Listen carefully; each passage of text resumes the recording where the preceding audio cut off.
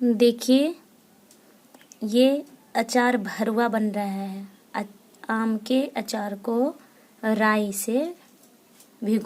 को भिगो के और इसको भरे हैं, और भर के सुखाने के बाद इसमें तेल डालेंगे।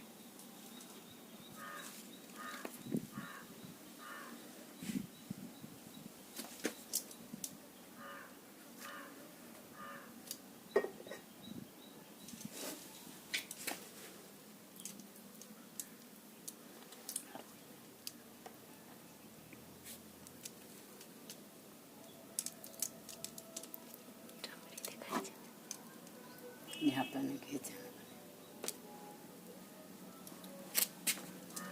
अच्छा तो ली है फोटो